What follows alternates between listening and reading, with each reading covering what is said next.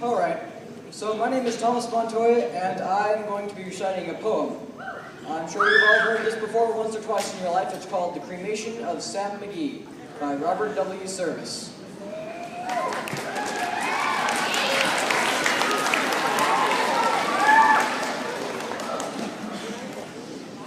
There are strange things done under the midnight sun by the men who moil for gold.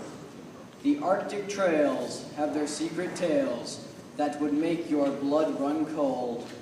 The northern lights have seen queer sights, but the queerest they ever did see was the night on the marge of Lake LaBarge.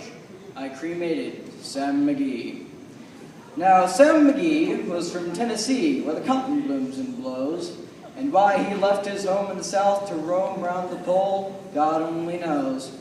He was always cold, but the land of gold seemed to hold him like a spell, though he'd often say, in his homely way, that he'd sooner live in hail.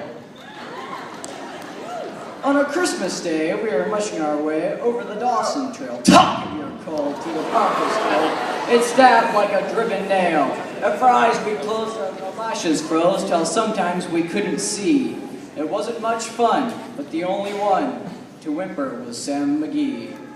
And that very night, as we lay packed tight in our robes beneath the snow, and the dogs were fed, and the stars o'erhead were dancing heel and toe, he turned to me and, "Cap," says he, "I'll cash in this trip, I guess. And if I do, I'm asking you won't refuse my last request." Well, he seemed so low that I couldn't say no. Then he said with a sort of moan, "It's the cursed cold that's got right hold till I'm chilled clean through to the bone. Yet 'tain't being dead, it's my awful dread of the icy grave that pains. So I want you to swear that foul affair you'll cremate my last remains." Now, a pal's last need is a thing to heed, so I swore I would not fail. And we started on at the streak of dawn, but God, he looked ghastly pale. He crouched on the sleigh and he raved all day of his home in Tennessee. And before nightfall, a corpse was all that was left of Sam McGee. There wasn't a breath in that land of death, and I hurried, horror-driven, with the corpse half hid that I couldn't get rid because of a promise given. It was lashed to the sleigh, and it seemed to say, "Though you may tax your brawn and brains, you promised true, so it's up to you to cremate those last remains." Now, a promise made is a debt unpaid, and the trail has its own stern code.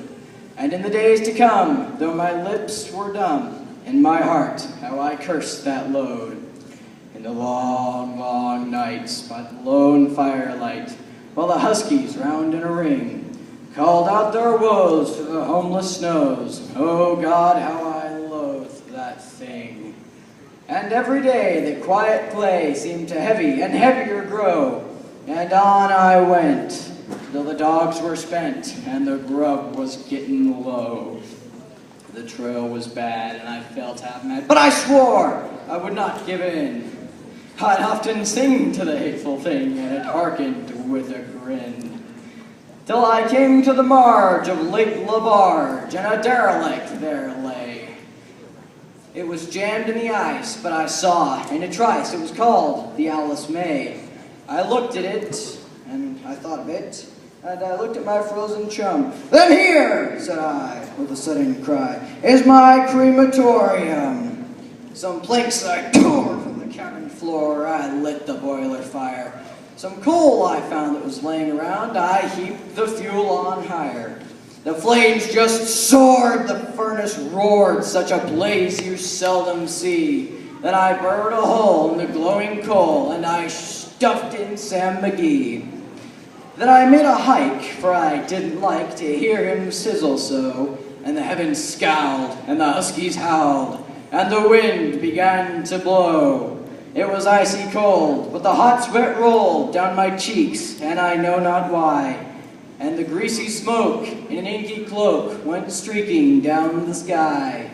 I don't know how long in the snow I wrestled with grisly fear, ere the stars came out, and they danced about, ere again I ventured near.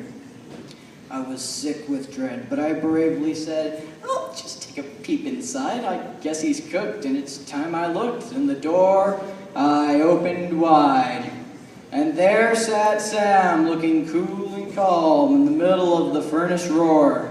Wearing a smile, you could see a mile, he said, "Please close that door. It's fine in here, but I greatly fear you'll let in the cold and storm.